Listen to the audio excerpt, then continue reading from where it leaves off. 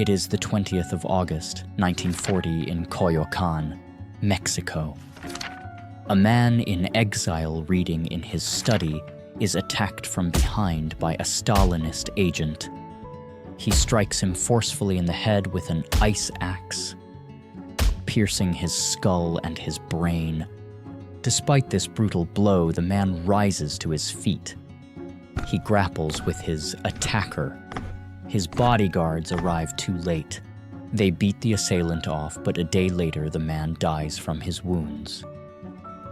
His name, Leon Trotsky, the archenemy of Joseph Stalin.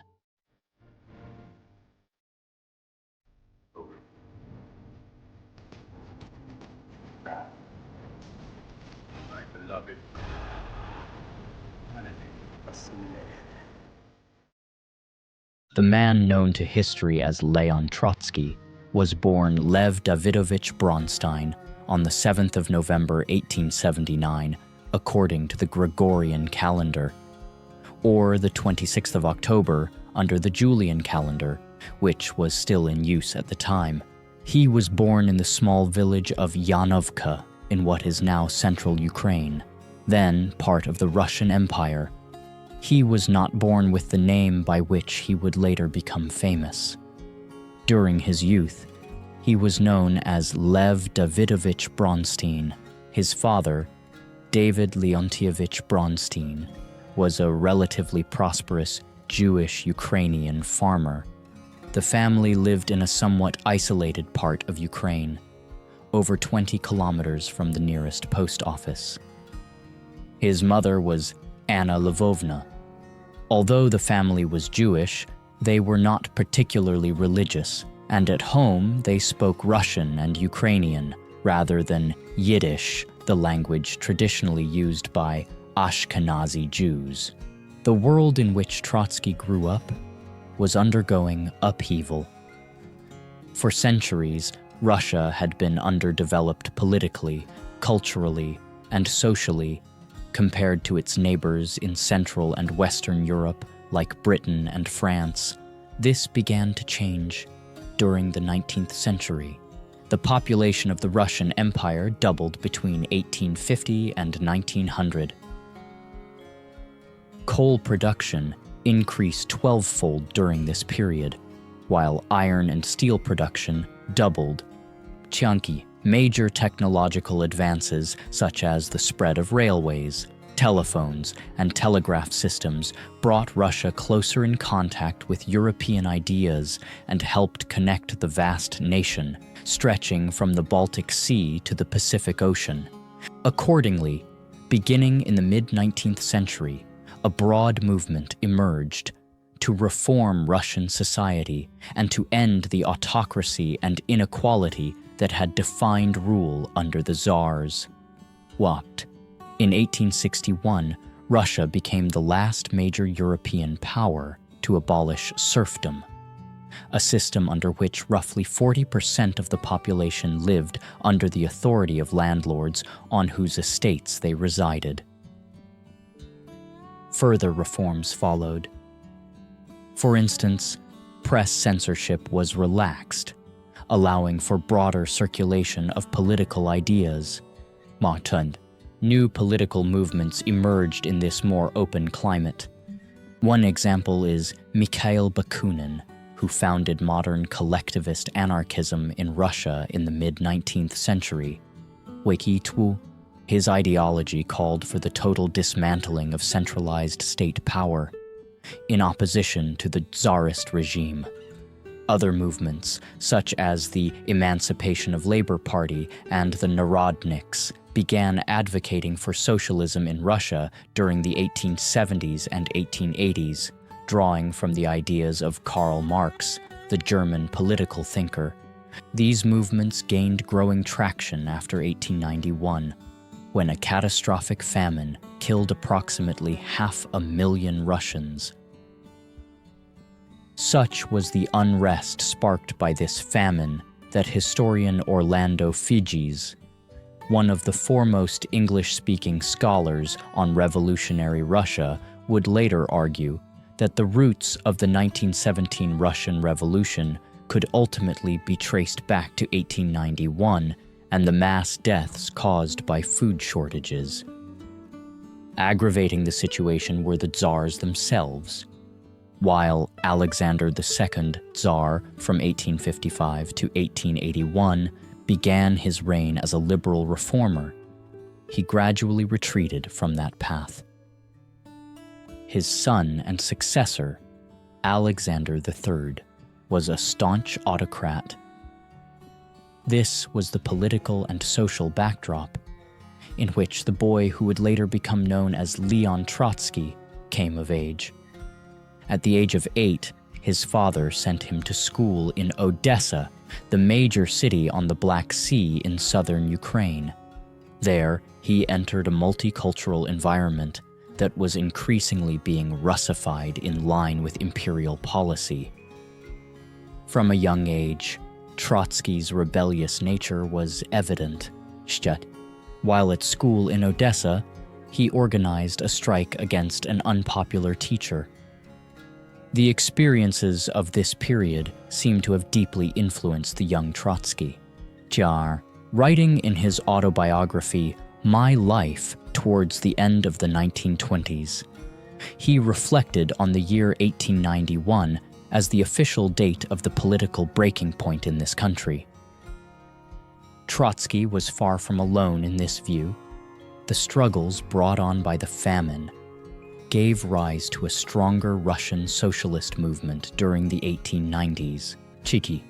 Eventually, these various socialist factions united in 1898 to form the Russian Social Democratic Labor Party, the RSDLP, a revolutionary socialist party designed to unify Russian Marxists in their efforts to uplift the industrial working class.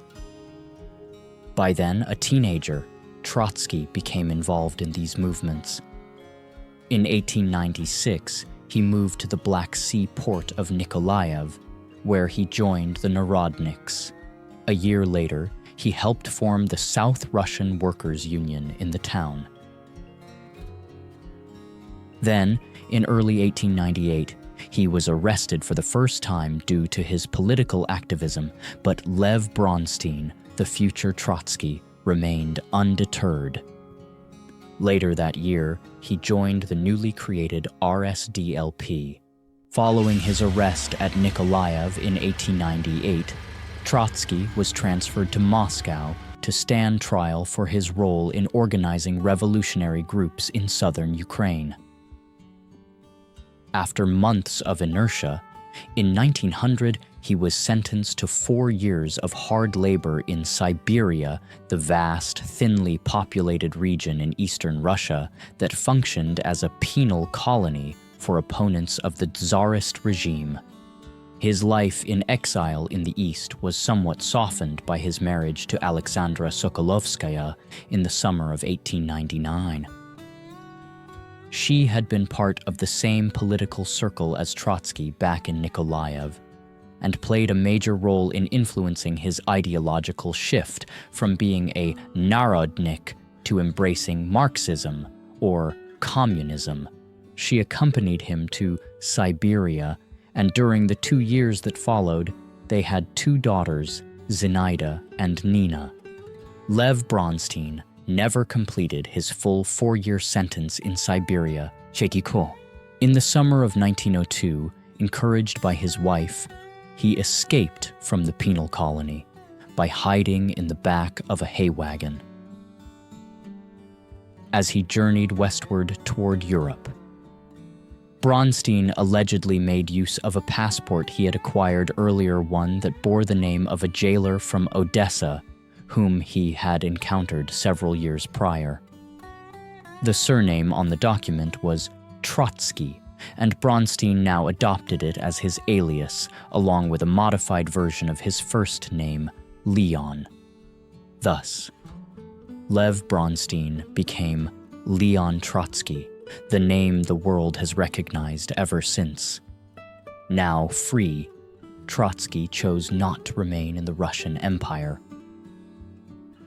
Instead, he continued west all the way to London after fleeing Siberia.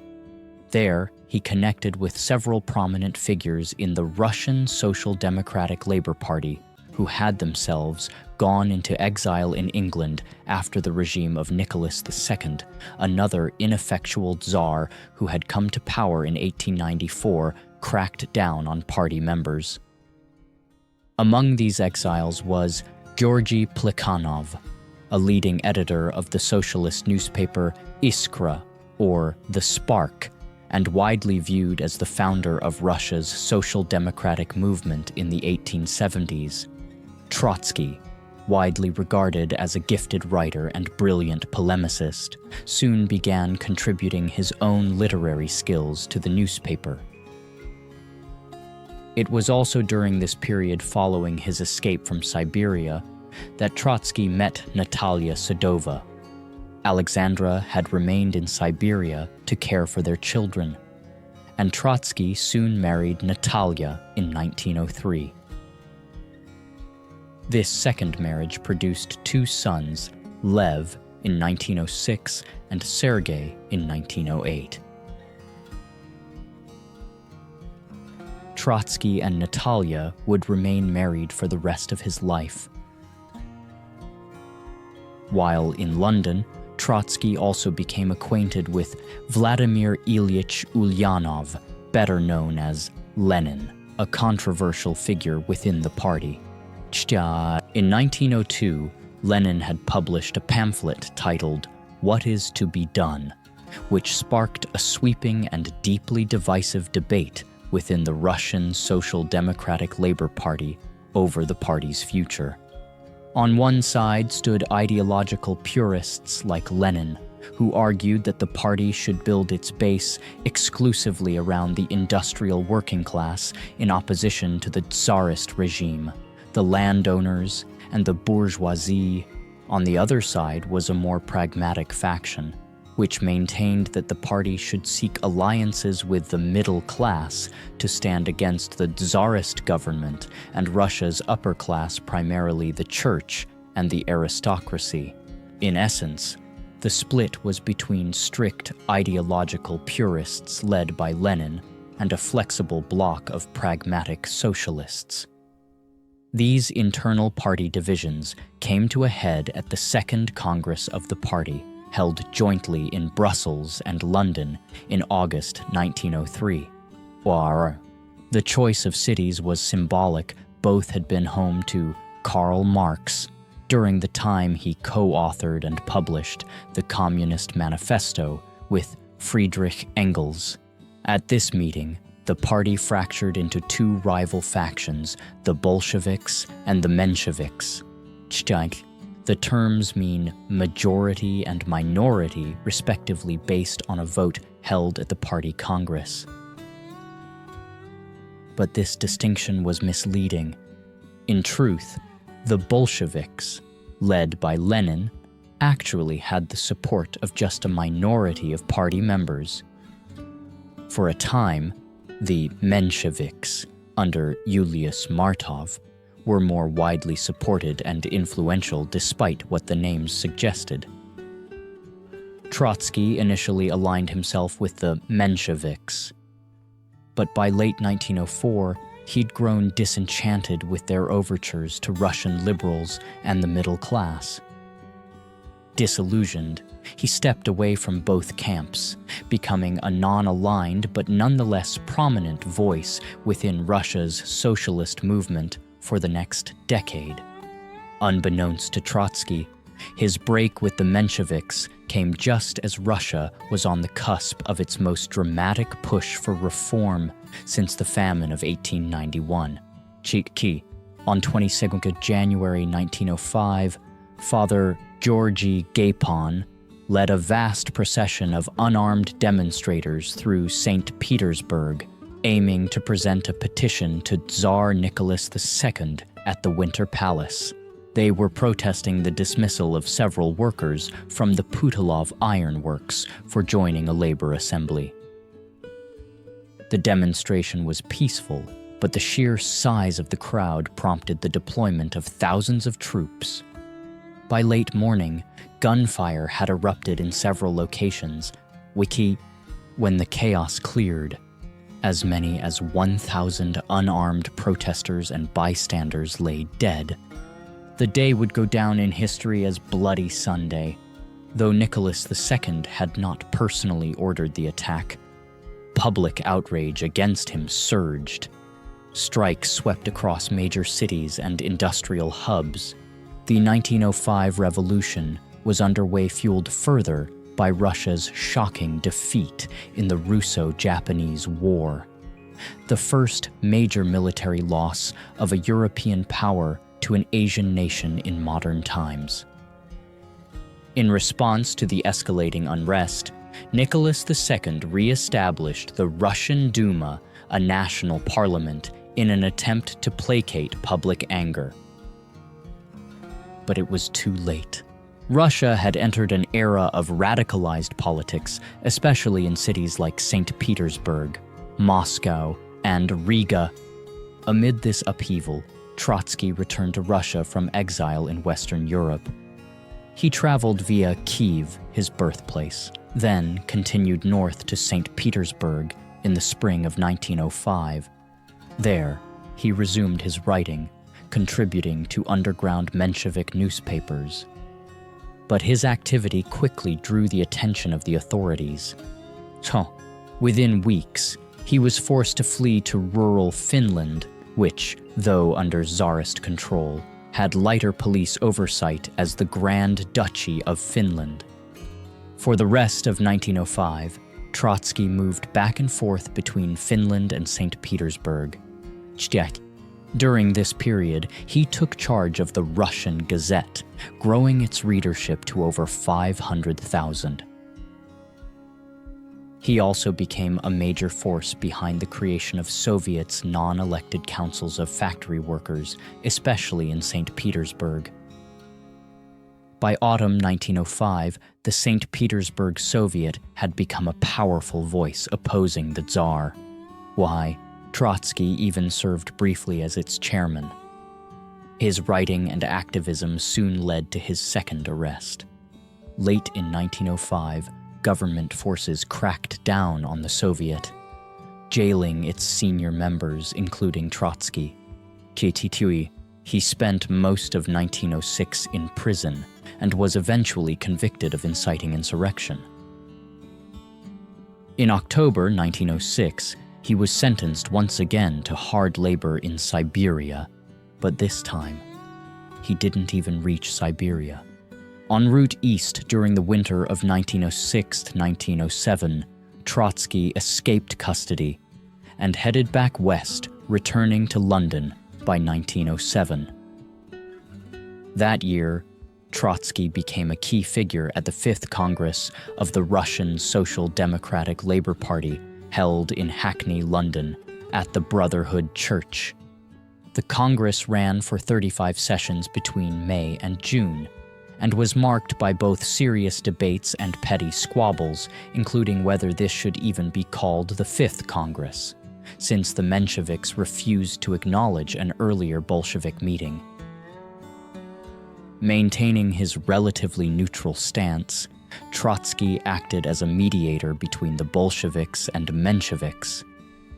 Among those in attendance was a young Georgian revolutionary named Joseph Jugashvili, better known later as Joseph Stalin.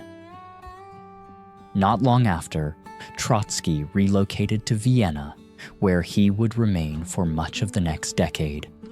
There, starting in 1908, he partnered with Adolf Joffe, a Marxist and psychoanalyst, to publish the underground newspaper Pravda, Truth, which was smuggled into Russia.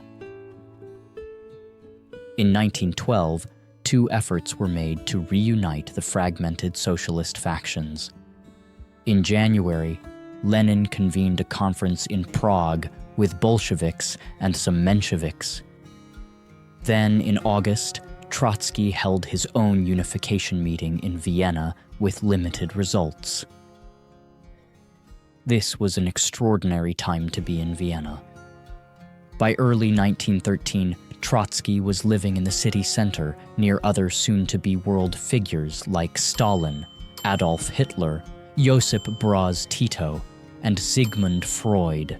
Rarely in history have so many future power players lived in such close proximity. Beyond his activism, Trotsky used his exile in Vienna to develop his theoretical contributions to Marxism. In 1908, he published Results and Prospects, a sweeping essay building on ideas he had drafted in 1905 during the aftermath of Bloody Sunday. This was where he first outlined his concept of permanent revolution, his most enduring legacy to Marxist theory. Drawing from Marx's view that elements of the bourgeoisie middle class were necessary to achieve democratic reform and land redistribution before transitioning to socialism, Trotsky disagreed, at least for Russia. He argued that Russia's bourgeoisie couldn't be trusted to carry out that task. Instead, he claimed the proletariat, the working class, would have to lead that struggle directly. And that struggle, he insisted, had to be permanent, ongoing until a true communist society was realized. This theory would go on to exert a profound influence on Marxist thought, reaching far beyond Russia and echoing throughout the 20th century. Taken together, Trotsky's ideas laid the foundation for a distinct subfield of Marxism, Trotskyism, which, even in its early form, set itself apart by emphasizing the necessity of permanent revolution and supporting social upheaval in the more advanced capitalist nations through proletarian agitation. Trotsky's stance, which differed in key ways from Marx's original framework, was that in these countries, gradual and ongoing reform was essential. Marx, by contrast, envisioned a society progressing through clear, linear stages: capitalism, then socialism, and ultimately communism. Yet, Trotskyism remained a fluid concept, one that would continue evolving, as it encountered the lived realities of revolution in Russia. While residing in Vienna, Trotsky spent time in 1912 reporting on the escalating conflicts across the Balkans. His deep and persistent interest in struggles rooted in class and ethnic divisions was on full display in his dispatches, particularly in his coverage of the Serbian army's brutal policies of ethnic cleansing against the Albanian population. The Balkans, as it turned out, would shape Trotsky's trajectory in exile in more ways than one. It was there, in the summer of 1914, that the assassination of Archduke Franz Ferdinand, heir to the Austro-Hungarian Empire, took place during a visit to Sarajevo on June 28th. Ihabiyi, that single act, lit the fuse that would explode into the First World War. By the end of August 1914, Europe was engulfed in conflict. Divided into two vast alliances, Britain, France, and Russia on one side, Germany, Austria, Hungary, and the Ottoman Empire on the other, as a Russian émigré living in Vienna, Trotsky was now at risk. He fled Austria-Hungary and temporarily resettled in neutral Switzerland, where Lenin had also taken refuge after a stint of imprisonment. In Switzerland, Trotsky joined forces with the Swiss Socialist Party and began work on a new book titled The War and the International. In it, he condemned the war, setting himself apart from many leading European socialists who had endorsed the conflict, whether out of patriotism or in hopes that it might upend the political status quo and usher in a wave of socialist revolutions. Trotsky's staunch anti-war stance once again forced him into motion. In 1916, he relocated yet again. While in France early that year, he was arrested for his views and deported to neutral Spain, only to be expelled once more, this time to the United States. By early 1917, Trotsky was living in the Bronx, New York City. There, he found himself part of a thriving Russophone immigrant community. Millions of individuals from the Russian Empire, many of them Jewish, like Trotsky, had settled in the Americas during the 19th and early 20th centuries. Though his time in New York was brief, Trotsky quickly began writing for two publications, the Russian socialist newspaper Novy Mir New World and the Yiddish daily Der Vorwärts, Forward. It was during this stay in New York that events unfolded, which would define the future of the Russian socialist movement, just as Russia's defeat in the Russo-Japanese War had spurred the 1905 revolution. The country's disastrous involvement in the First World War deeply destabilized its domestic situation. Tsar Nicholas II had assumed personal command of the Russian military in 1915, and his leadership was blamed for a string of humiliating defeats on the Eastern Front. Even more critical was the collapse of the Russian economy. To finance the war effort, the government borrowed heavily and printed vast amounts of money, leading to skyrocketing inflation. By 1917, the price of basic food staples had quadrupled compared to 1914, plunging the poor into extreme hardship. The resulting hunger and unrest fueled the rise of radical political movements across the empire. From exile, Lenin urged that the World War be transformed into a civil war, one that would topple the Tsarist regime and install proletarian rule. Inside Russia, the discontent was exacerbated by scandal within the imperial family. Wasing, Tsarina Alexandra, Nicholas II's wife, was of German origin, and her heritage sparked widespread distrust during wartime. Even worse, the royal family's increasing reliance on Grigory Rasputin, a self-proclaimed mystic, had become a national scandal. Though Rasputin was ultimately assassinated on December 30th, 1916, his meteoric rise to influence had already deeply damaged the prestige of the Romanov dynasty. By the early months of 1917, the empire was hurtling toward revolution. These social, political, and economic pressures converged in early 1917, sparking widespread unrest in St. Petersburg, renamed Petrograd in 1914 to shed its German-sounding "berg" suffix. The city's population had surged from about 1 million in 1890 to over 2 million by 1917, many of whom were impoverished, overworked, and deeply disillusioned industrial workers. In early February 1917, workers across Petrograd initiated strikes and mass demonstrations. Oinam, a particularly pivotal moment, came when workers at the Putilov mill, the city's largest employer with over 20,000 laborers, walked off the job. Their strike was triggered by the company's retraction of a promised wage increase, meant to offset soaring food prices. The situation escalated when a lockout followed the strike. Protests rapidly spread throughout the city, and by early March, over 100,000 workers were actively demonstrating in the capital.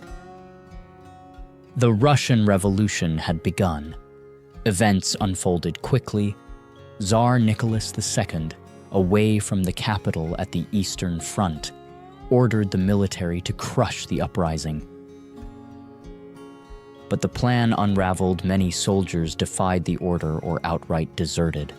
Key: the Russian Duma, or parliament, stepped in, forming a committee to restore order. Simultaneously, steps were taken to establish a Soviet, a city council representing Petrograd's industrial workers. As the crisis deepened, Nicholas II, returning to Petrograd, faced mounting pressure to abdicate. On 15th March 1917, he relinquished the throne in favor of his brother, Grand Duke Michael. But recognizing he lacked the support to govern, Michael refused the crown the following day. Thus, on 16th March, the centuries-old Russian Empire effectively collapsed. A provisional government was hastily formed, led by the liberal aristocrat Prince Georgy Lvov. Yet real power in Petrograd resided with the Petrograd Soviet, Kisyakigi. Over the next 8 months, a tense power struggle ensued between these two competing forces, the elite-led provisional government and the populist, socialist Soviet, WHRT. News of the revolution quickly reached Trotsky in New York. On 27 March 1917, he set sail for Russia, Akihai.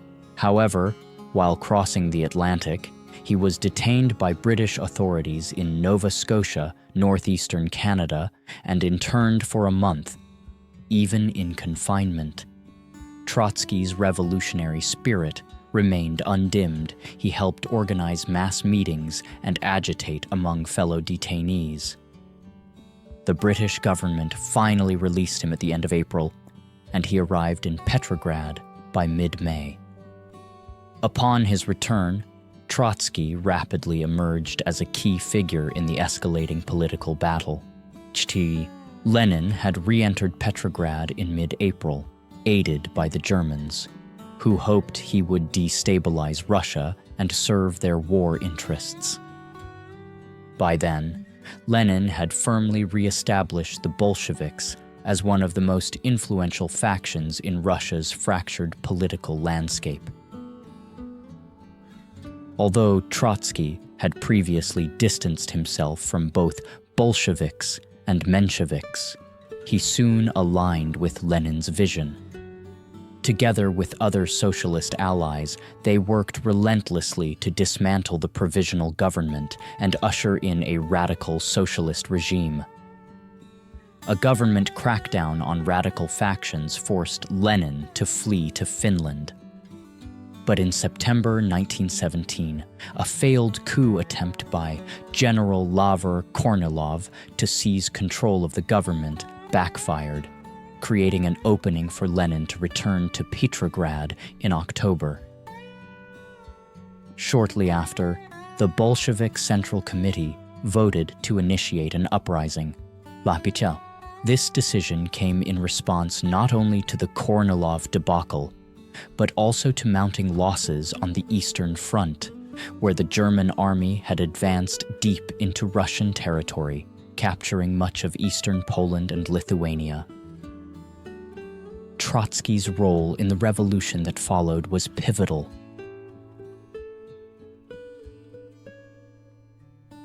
On the night of 22nd October, he authored a resolution adopted by the Petrograd Soviet calling for the formation of a military revolutionary center to facilitate the revolutionary defense of Petrograd and the safety of the people from the attacks being openly prepared by military and civil Kornilovites.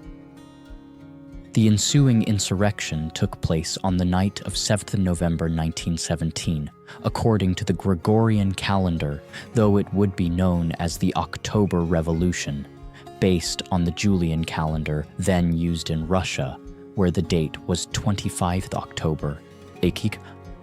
The Revolutionary Military Committee, with Trotsky as its chairman, orchestrated the seizure of power in Petrograd. He successfully persuaded the city's garrison to side with the Bolsheviks. Within 24 hours of the revolt's onset, most major government buildings had been captured. Then, on 9th of November, The Winter Palace, the seat of Russian power since the 18th century, fell to Lenin, his Bolshevik party, and the Petrograd Soviet. The Soviet era had begun. Within days, the new socialist government began asserting control across Russia. On 15th November, Moscow formally pledged loyalty to the new regime. Sweeping reforms followed. All private property was nationalized, including Russian banks. The government defaulted on foreign debt. Massive estates owned by the Russian Orthodox Church were seized by the state. Factories were placed under the control of workers' Soviets, who were awarded higher wages and reduced working hours now capped at an 8-hour day. In many industrial societies at the time, workers were often expected to toil for 12 hours a day, frequently 6 or 7 days a week, a condition that had spurred the growth of socialist movements throughout the 19th century. Trotsky's reputation soared in the first weeks of the new Soviet state, due to his critical role in the October Revolution and the high esteem in which he was held by the Petrograd Soviet. During these early days of the revolution, no one besides Lenin held more power in the new regime. Trotsky's influence was soon reflected in his appointment in November 1917 as People's Commissar for Foreign Affairs, the Soviet equivalent of Minister for Foreign Affairs. His first responsibility was addressing the war effort, a war Russia was badly losing in 1917. One of Trotsky's initial actions was to publish the secret terms of the Triple Entente, the alliance between Britain, France, and Tsarist Russia, which exposed their agreements to redraw Europe's borders and divide up large portions of the Central Powers' territories, including new colonies in Africa and the Middle East. This exposure of British and French imperial ambitions effectively dismantled the Triple Entente, leaving Russia to face Germany alone. It also created diplomatic headaches for Britain and France, as UK President Woodrow Wilson, who had just led America into the war, was firmly opposed to any post-war expansion of the colonial system in Europe. Beyond these dramatic revelations on the global stage, Trotsky was also quickly appointed a founding member of the Politburo, the political bureau of the Bolsheviks, that would go on to centrally govern the Soviet Union. The original Politburo included 7 members: Lenin, Trotsky, Stalin, Grigory Zinoviev, Lev Kamenev, Grigory Sokolnikov, and Andrei Bubnov. Most of these men would later feature prominently in the intense power struggles that consumed the Soviet Union during the 1920s. In his position as Foreign Commissar, Trotsky initiated peace negotiations with the German government in Berlin aimed at ending Russia's participation in World War I. These talks began in December 1917. From the very beginning, the Germans presented harsh demands, including the annexation of vast territories from the Russian Empire, especially in areas that are today Poland, Ukraine, and the Baltic region. The Soviet leadership in Petrograd was strongly opposed to accepting these conditions. But by early 1918, they were facing growing domestic opposition to the newly established Soviet regime. A civil war was looming, and the Russian military was in no condition to restart the war on the Eastern Front. Reluctantly, the Soviet government agreed to most of Germany's terms in the spring of 1918. Trotsky, unwilling to approve territorial concessions to a capitalist regime, abstained from voting on the final acceptance of the deal, despite being the one who had negotiated it.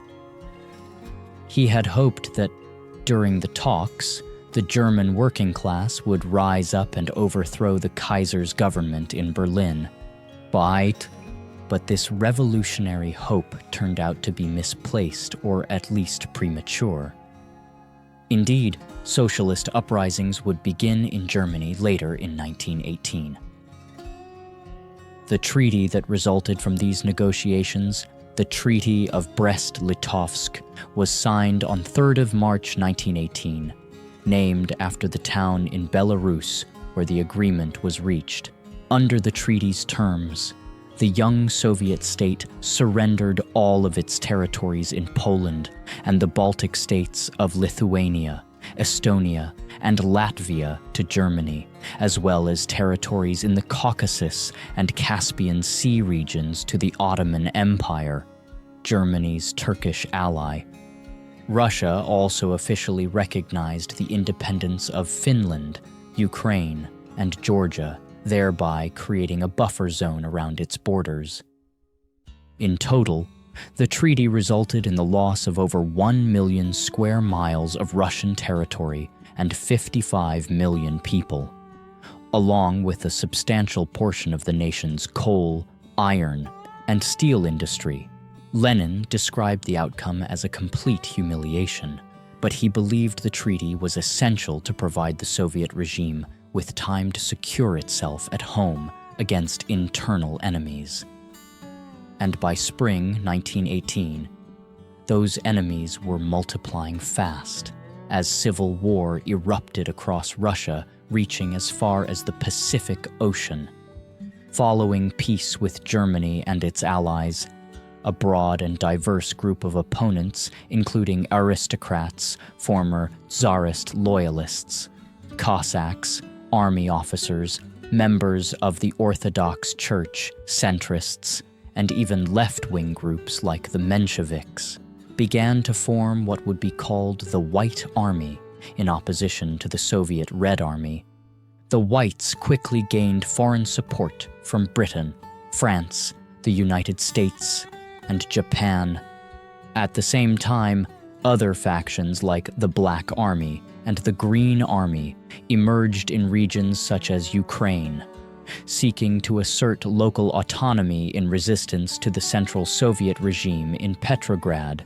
Even more surprisingly, a Czechoslovak Foreign Legion found itself caught up in the Russian Civil War. These were soldiers from Bohemia and Moravia, regions within the Austro-Hungarian Empire, who had joined Russia years earlier to fight for Czechoslovak independence. Trapped in Russia during the revolution, they ultimately took up arms against the Soviets in Siberia in one of the war's most bizarre episodes. All of this made one thing clear to Trotsky and the other Soviet leaders. By 1918, the revolution was surrounded by enemies, both domestic and foreign, all determined to crush it. Having overseen the peace talks with Germany, Trotsky now shifted his focus to the internal conflict. In mid-March 1918, just days after the Treaty of Brest-Litovsk was finalized, he resigned as People's Commissar for Foreign Affairs and was immediately appointed People's Commissar for Military and Naval Affairs. This meant that, at the height of the Russian Civil War, Trotsky became the man in charge of the Soviet war effort. The challenges ahead were enormous. The Red Army was still small, and its ranks were lacking in professionalism. Trotsky's first priority was clear: to launch a massive recruitment drive and build a military force capable of preserving the revolution. This is not the story you think it is. You think you know the truth. Watch it all. It's shocking. Like and follow if you dare. Within just 6 months of taking command of the Red Army, Trotsky had expanded its numbers from 300,000 to over 1 million men. That figure would eventually triple, surging to 3 million as new fronts emerged, most notably in Poland from early 1919. when Polish separatists launched the Polish-Soviet War. This conflict was bolstered by support from Britain and France, who hoped to cement what would become the Second Polish Republic. As People's Commissar for Military and Naval Affairs, Trotsky employed ruthless methods, to enforce strict discipline among his troops. He introduced the infamous blocking units, special detachments stationed behind Red Army lines, with orders to shoot any soldier attempting to flee or desert.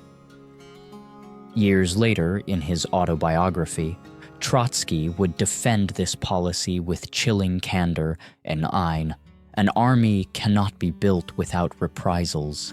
Masses of men cannot be led to death unless the army command has the death penalty in its arsenal.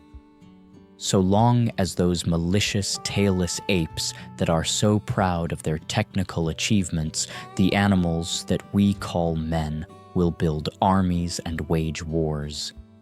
The command will always be obliged to place the soldiers between the possible death in the front and the inevitable one in the rear.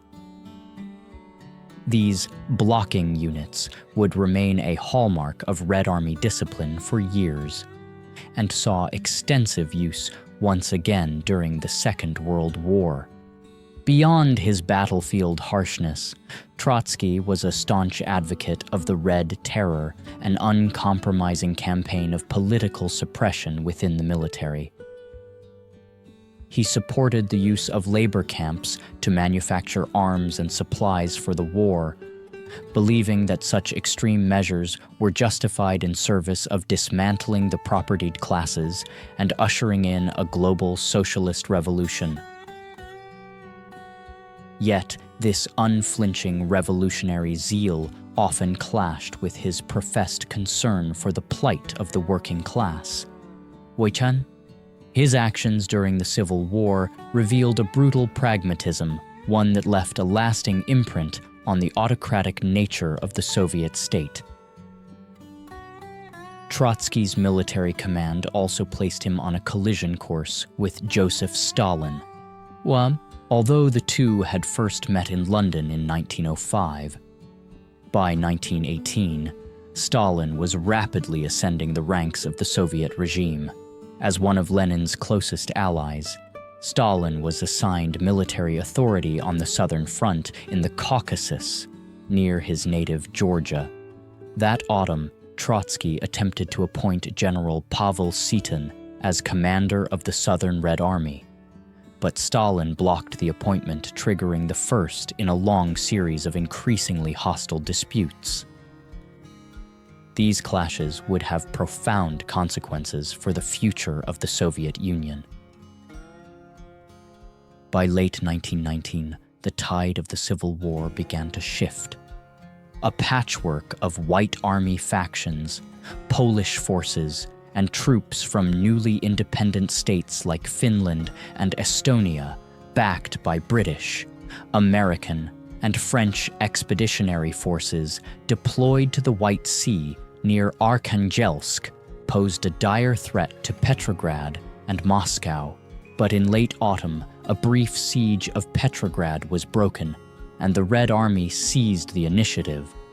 Through the winter of 1919 and into early 1920, the Red Army launched counteroffensives. With the end of the Polish-Soviet War in 1920, and the withdrawal of a British expeditionary force from Central Asia, the momentum shifted decisively in favor of the Bolsheviks. A string of military gains followed throughout 1920 and 1921. The Russian Civil War officially concluded in October 1922, when Vladivostok, the final White Army stronghold on Russia's Pacific coast, fell to Red Army forces. Despite territorial losses in Finland, Poland, and the Baltics, where the independent states of Finland, Poland, Estonia, Latvia, and Lithuania had solidified their sovereignty, Soviet Russia retained the majority of its former imperial holdings, including Ukraine, Belarus, and the Caucasus. but the country emerged from the conflict devastated, battered by years of war, revolution, and civil strife. On top of the bloodshed and devastation, Russia was ravaged by famine in 1921 and 1922, further compounded by deadly waves of Spanish flu, cholera, and typhus. When all factors are considered, these disasters claimed the lives of over 10 million people. Among the victims was Trotsky's own father, who died of typhus in 1922. Yet, despite the calamity, the Russian Revolution had endured. The Union of Soviet Socialist Republics had been founded, the world's first major communist state. With peace finally returning after 5 years of revolution, civil war, and chaos, the Soviet leadership shifted its attention toward rebuilding the country and reshaping its economy along socialist lines. In 1921, Lenin's government introduced the New Economic Policy, a pragmatic, market-oriented strategy that temporarily allowed for private ownership of small businesses and incorporated selective capitalist elements. Known as the NEP, this policy was conceived as a tactical retreat from more radical socialist principles. While the Civil War's emergency conditions persisted, Trotsky vehemently opposed the NEP. By the early 1920s, he had positioned himself on the far left of the Soviet hierarchy. Though Lenin remained the official head of government, it had not yet become the dictatorship that Stalin would later forge in the 1930s. Trotsky, holding firm to Marxist principles, advocated for absolute state control over the production and distribution of goods. He saw the NEP as a betrayal of the revolutionary mission and a dangerous compromise with capitalism. Nonetheless, the NEP was enacted despite the protests of Trotsky and the left wing of the leadership. In fact, although it was originally framed as a short-term response to famine and crisis, it remained in place well after hostilities had ceased and continued to define Soviet economic policy until 1928. Trotsky's opposition to the NEP, along with his formidable intellect and rhetorical skills, elevated him as the leading figure of the Soviet left. Many have argued that Trotsky, not Lenin, was the true genius of the revolution, citing his organizational brilliance and ideological drive as central to the Red Army's victory and the formation of the USSR. Meanwhile, as the Civil War wound down, Lenin's health began to deteriorate, triggering urgent speculation about his successor. Between May 1922 and March 1923, he suffered 3 strokes in rapid succession, ultimately leaving him partially paralyzed and unable to speak. When he passed away on January 21, 1924, the Politburo had already spent over 2 years preparing for a transition of power. By 1921, as Lenin's condition worsened, it had become clear that 2 men stood as the most likely successors, Trotsky and Stalin. From the moment of the October Revolution in 1917, Trotsky had served as Lenin's right-hand man, and his command of the Red Army had solidified his public image as Lenin's heir apparent. But within the Politburo, the political dynamics were shifting. Take Trotsky, an aloof, idealistic intellectual, lacked the ruthless instincts of a seasoned power broker. Stalin, on the other hand, was the antithesis of Trotsky in temperament and style. As Lenin's health declined, Stalin had quietly assumed the role of General Secretary of the Communist Party's Central Committee, a position he used to consolidate enormous patronage power. Between 1922 and Lenin's death in early 1924, Stalin meticulously built a support network within the Politburo, simultaneously elevating his own status while undermining Trotsky's influence. He also played a key role in the formal creation of the USSR in December 1922. Stalin's rise was further strengthened by his alliance with two of the Politburo's most senior members, Lev Kamenev and Grigory Zinoviev. Together, this triumvirate formed what would become known as the Troika, a bloc designed to prevent Trotsky from inheriting Lenin's mantle. Lenin, for his part, had grown increasingly wary of Stalin's ambitions. By 1923, Lenin's health had declined so drastically that he rewrote his final testament, a move that reflected growing alarm over Stalin's consolidation of power. In it, he explicitly warned the party against Stalin and endorsed Trotsky as his preferred successor.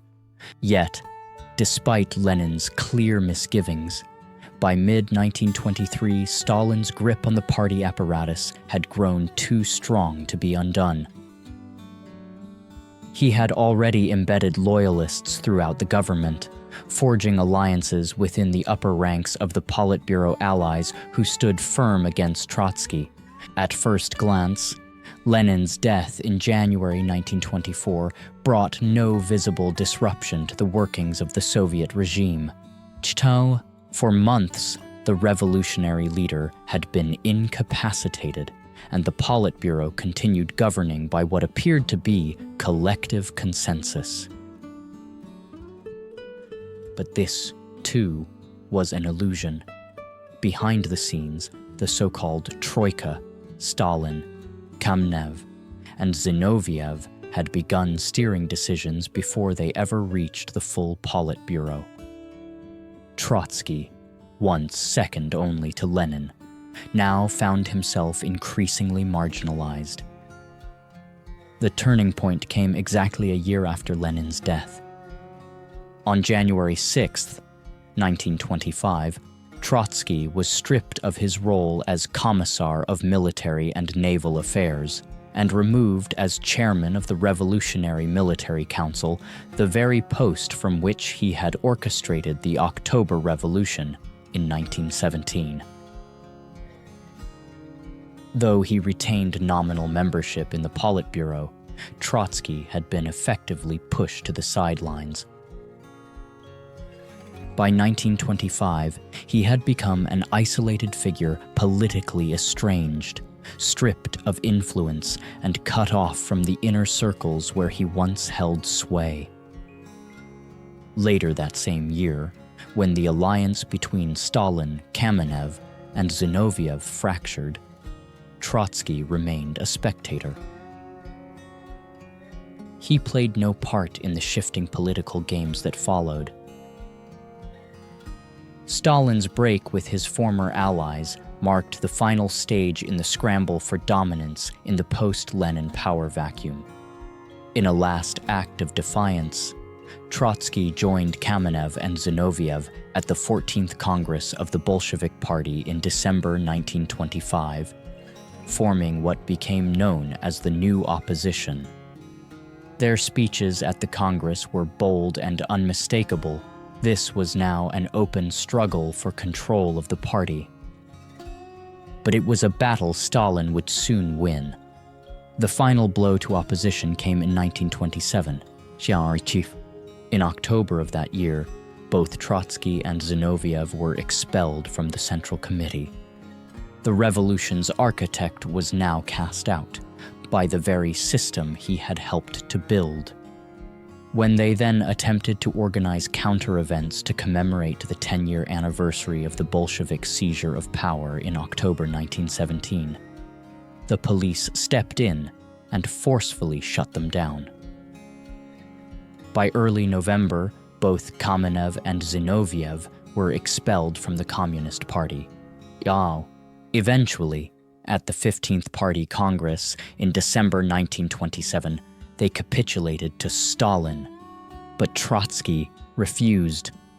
As a consequence, in January 1928, he was exiled internally to Kazakhstan, far to the east, beyond the Caspian Sea. Then, 1 year later, he was deported abroad to Turkey. Once again, the lifelong revolutionary found himself in exile, this time permanently. He would never return to Russia, and perhaps his fate was better than that of those who stayed behind. For in the years of Trotsky's final exile during the 1930s, Russia descended into paranoia, terror, and bloodshed as Stalin tightened his grip. Other dissenters who favored Trotsky's approach to communism were sent to penal labor camps in Siberia, or worse. Many simply disappeared. Some were executed. The climax of this terror came with the infamous Moscow show trials. When Sergei Kirov, a prominent Bolshevik leader, was assassinated on 1st of December 1934, Stalin seized the moment. Kirov's murder became the pretext to purge Stalin's former allies, Lev Kamenev and Grigory Zinoviev, who had once formed the Troika with him and had helped sideline Trotsky. They were arrested, found guilty of involvement in Kirov's death. And on 25th August 1936, both men were executed by firing squad. Then came the Great Purge, or Great Terror, of 1937 and 1938. Stalin and his secret police eradicated all opposition, branding individuals as enemies of the state and Trotskyists. When it was over, some 1.2 million people had died, whether by execution or through the appalling conditions of Stalin's forced labor camps, the Gulag. By the end of the decade, Trotsky had outlived nearly everyone who had dared oppose Stalin, and even many who hadn't. Those who stayed behind, even in silence, were often swept away in the storm. After his exile from Russia, Trotsky spent 4 years in Turkey, then 2 years in France from 1933 to 1935. These were not free years. Governments monitored him closely. In Turkey, Kemal Ataturk's regime placed Trotsky and his family under strict surveillance, wary of hosting such a dangerous revolutionary.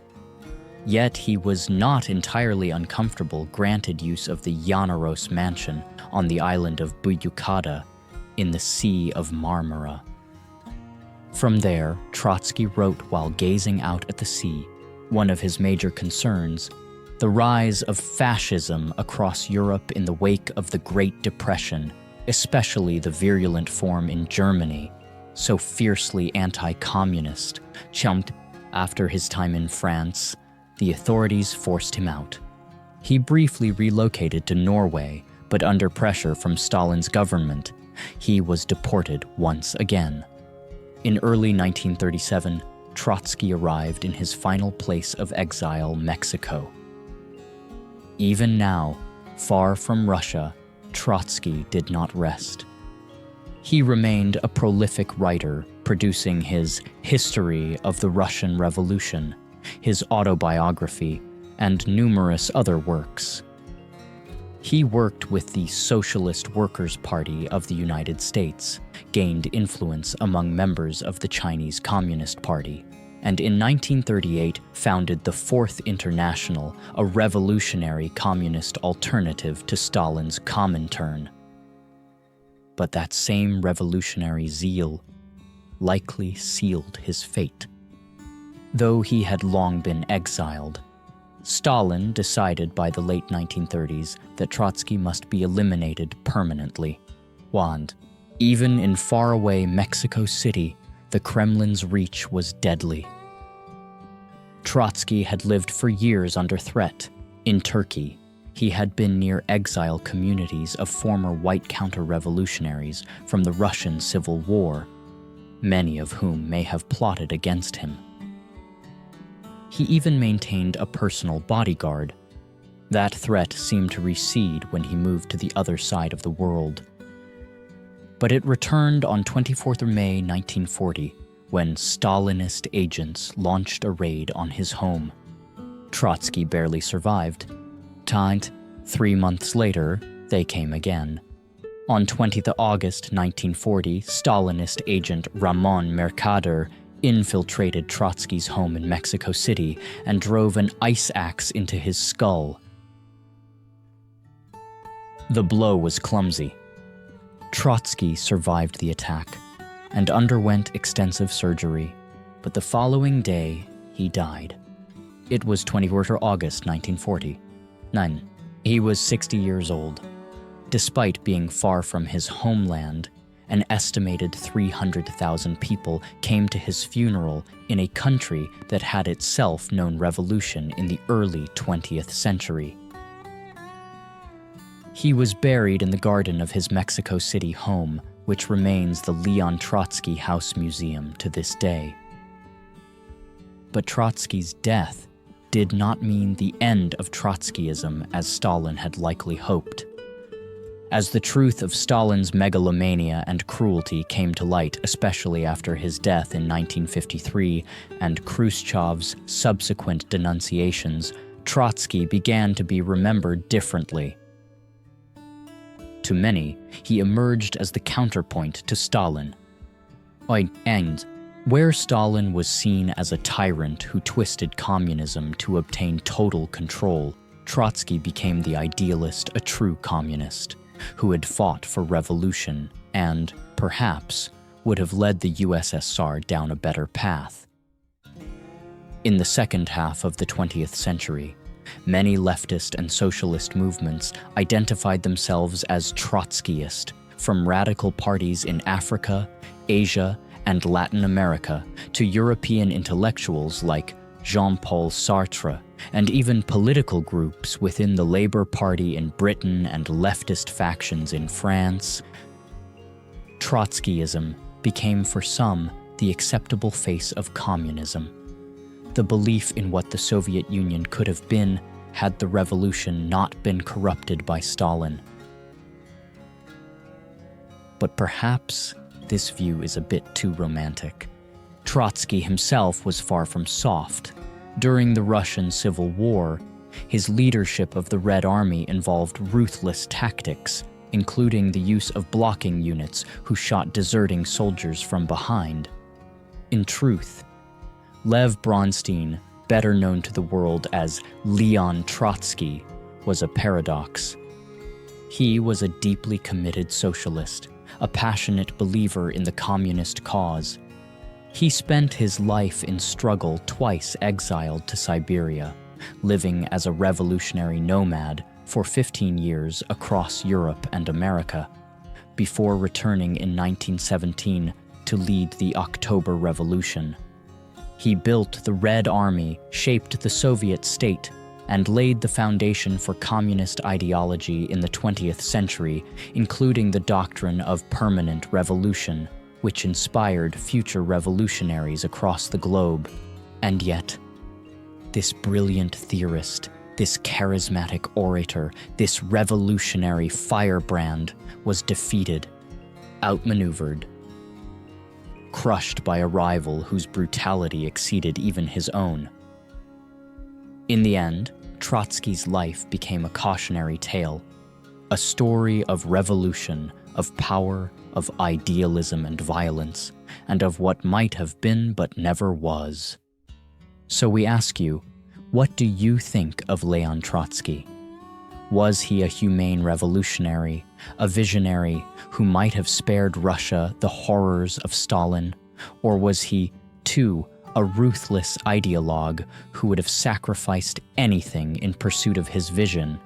Let us know in the comments below. And as always, thank you for watching.